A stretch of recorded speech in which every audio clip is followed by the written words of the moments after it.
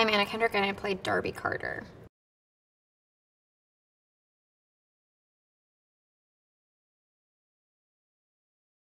I mean, the thing that attracted me to this show was really just the writing. I mean, the concept was really interesting, the idea of seeing a person grow over 10 episodes in 10 different relationships. But I really just found the writing to be confident. That was the word that kept springing to mind. And I was just kind of, I don't know, I felt like relaxed reading it because it felt so honest. You know, there wasn't that feeling that, you know, when you read a script and going like, oh, okay, I could make that scene work, I guess. You know, it just felt really authentic.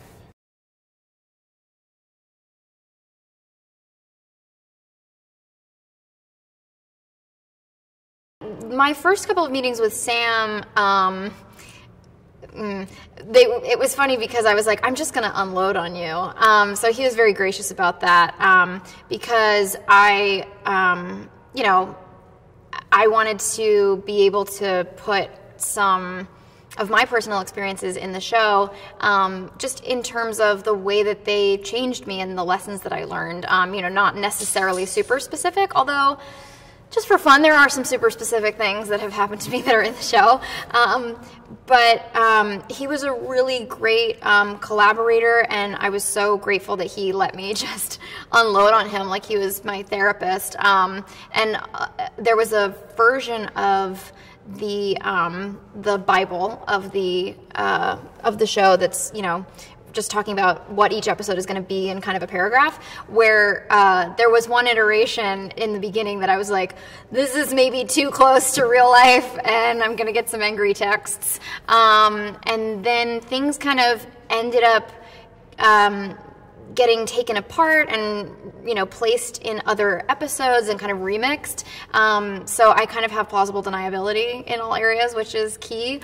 But there's still all of those kind of, I don't know, like profound or funny moments that are so specific, but it's so universal. And I think that everybody that worked on the show brought that.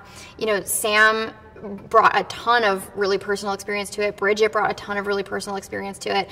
And it's amazing how something, you know, really small, really specific that really happened to you can be so relatable and so universal. And we're just finding that in little places throughout the show.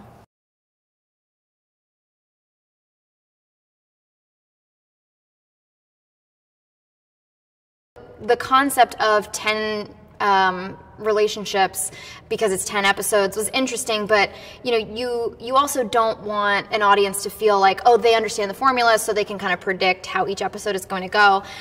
So we had some opportunities to kind of take a really like high concept thing and turn it on its head in a couple of places. And of course, those are some of my favorite episodes. You know, a relationship that maybe you revisit and how it feels the second time, or a one-night stand, or your relationship with your best friend, or your relationship with someone in your family. And, you know, really seeing how those relationships affect who you are, who you become, and, you know, who you want to be. And, you know, those are some of my favorite episodes, you know, that we get to kind of set up the concept and play with it until it's like, well, now that we know the rules, let's kind of bend those rules, and then it gets really exciting.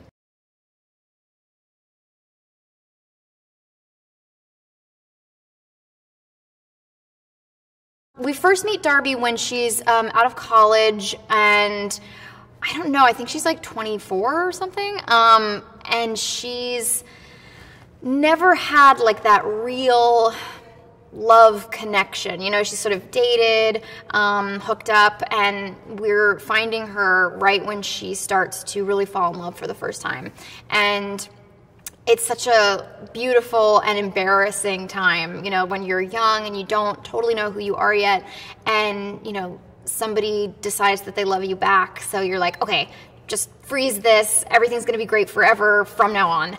And of course, life intervenes, and you know, you change and that person changes, and it's like a really sweet, introduction to her, to see her optimism and insecurity kind of be this jumble of excitable first love energy.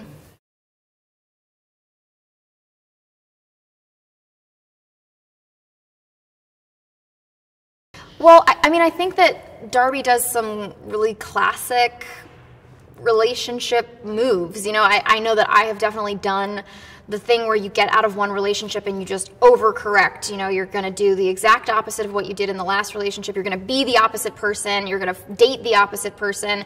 You know, everything different, and then I'll have it figured out. And of course, that doesn't work either. And you know, there's these great periods where she's trying to be more like, yeah, I'm cool, I'm easy breezy, and it's not really who she is, but I love when she's kind of giving it a try. And it was really interesting, you know, shooting like the last episode, episode 10, and Sam and I are kind of going like, man, it's nice to see grown-up Darby, you know, like you can like put it on the page, and then once you start filming it, you're like, oh yeah, she's really like learned a lot, and you know, she's coming into her own, and it's nice to feel her comfortable in her own skin. And it was just like this amazing lens through which to see a person grow. You know, it really is about this person and the way that she grows just through the lens of all these different relationships.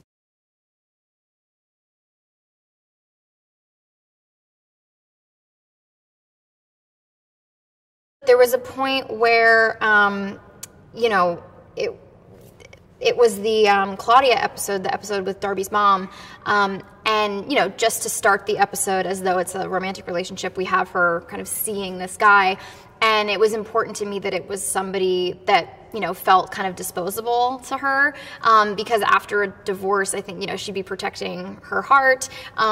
So, yeah, there were definitely moments where, as we were finding it, just realizing like, oh, she wouldn't do that at this point in her life. And it was kind of a blessing to be able to be figuring that out as we went.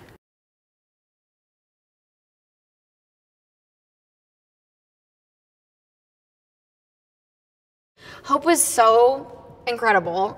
She was so funny and really leaned into the funny parts of the narcissism, and I had so much fun playing around with her and being annoyed by her, because she really, there were points when I was like, is she gonna like do the mom thing of like licking her finger and getting a smudge off my face? It got very close. She was very in character. It was amazing.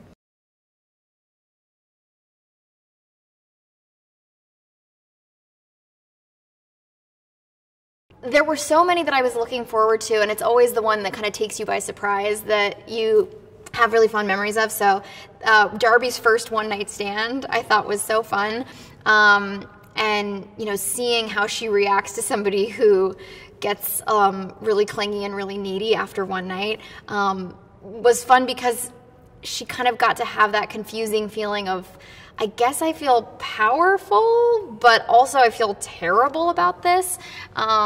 So that was a really fun episode.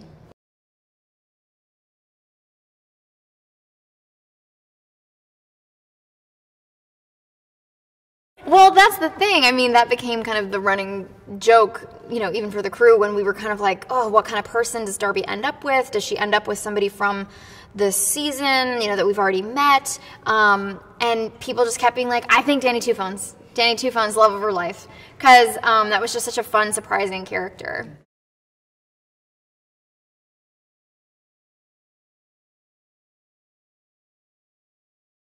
Sam also had a lot of really specific New York places.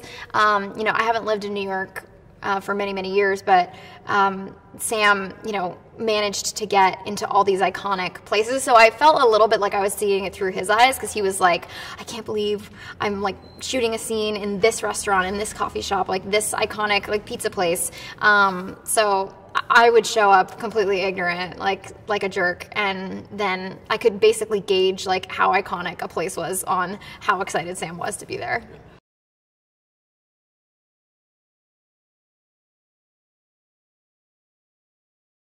Yeah, you know, we'd be filming in like a bagel shop or something, and people would just walk straight into the scene, and we'd be like, "Oh, sorry, we're filming. You know, they'll be up and running again in an hour." And they were like, "The bagel's right there. I have money."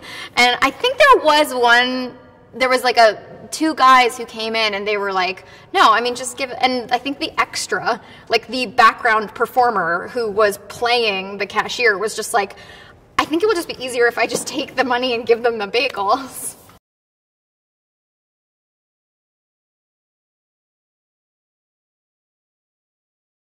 I was so grateful for our kind of core cast, you know, Zoe, Peter, and Sasha. They are so talented, so professional and energetic, and I was so grateful to know that I had them as a base because, you know, I'm going to be having a new kind of leading man, you know, depending on what the episode is, every single episode. And everybody turned out to be so great, but there's that constant, like, nerve-wracking thing of, like, what if the next guy is terrible and we don't get along, and what do I do? And, like, knowing that I had this kind of, like, home base of these really talented, enthusiastic actors was so great, and I'm obsessed with all of them.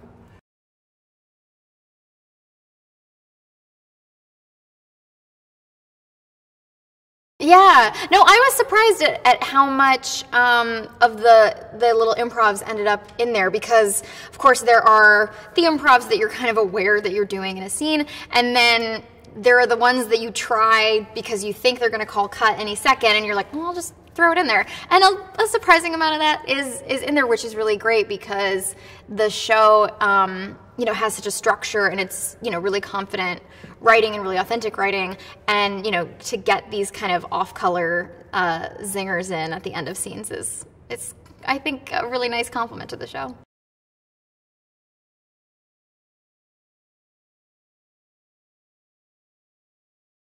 So whether the relationship is a couple of years or one evening, it is just one episode for the most part. But early on, you know, we realized that every episode couldn't be how they meet, their entire relationship, and if and when they break up. So we kind of played around with, you know, jumping into like an intense weekend, but within a relationship that's been going on for several months already.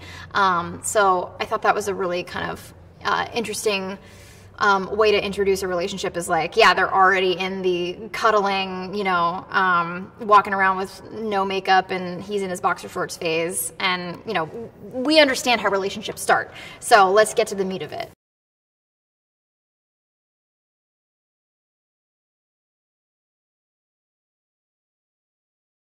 I mean, I think it's one of my favorite kinds of blends of drama and comedy because everything just feels really honest. It doesn't feel like funny because we're saying a series of jokes. It's just that the characters are warm and lovely and funny, and that's where the comedy comes from, in the same way that, you know, the interpersonal drama comes from authenticity and honesty as well.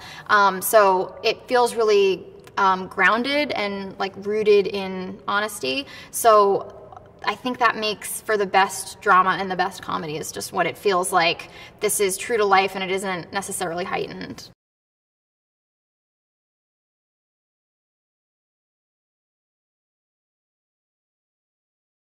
I mean, I think there's a really nice sense in the show, and, you know, it's not really a spoiler because it's addressed in the first episode of the show, that things aren't going to work out how you expect them. You know, even when you're going to watch a show about relationships and each episode is a relationship, like, it's not going to be quite as linear and clean as you think it's going to be.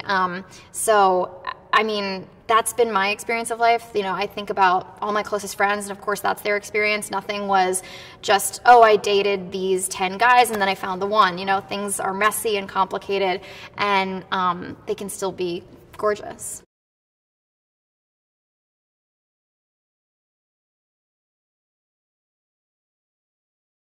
Yeah, I mean, I think a lot of people who worked on the show have had experiences like that, and you know, knowing that life doesn't have a stop date is, I think, kind of a lovely thought.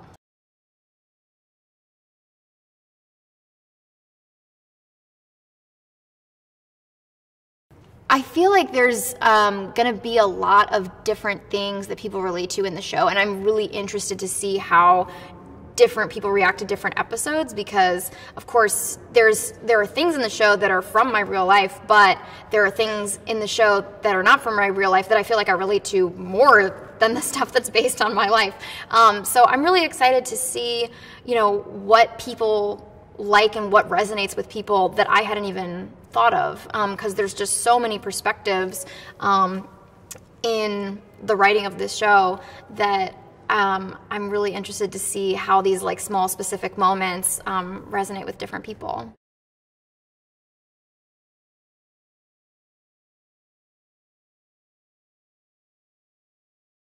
You know what's funny? I don't know if this is technically dating advice, but Jin, who plays Augie in the first episode, he and I have a fight in that episode right before we separate, and he and I, you know, because we're both going to grow up through the show, we're not 24, and we had to keep reminding ourselves as we were doing it, we're supposed to be really young, really inexperienced in love and in conflict, and we kept kind of going like, shouldn't I be more tender? Shouldn't I be more understanding? And it was really interesting to have to remind ourselves, like, right, at this point in our lives, seeing it from the other person's perspective would not be a strong suit. So I don't know, I feel like if anything, dating advice is never going to be that helpful because you can't learn life lessons for other people. And that was something that somebody said to me when I was very young, and I always tried to keep it in mind, and guess what? Even with that advice, I had to go through it myself and learn it myself, because you always think, you know, that if you prepare yourself enough, you won't make the same mistakes that everyone has made through human history. But yeah, I mean, just, I guess my dating advice would be like, it's okay to make mistakes, and you're just learning and growing, and yeah, an ended relationship is not a failed relationship.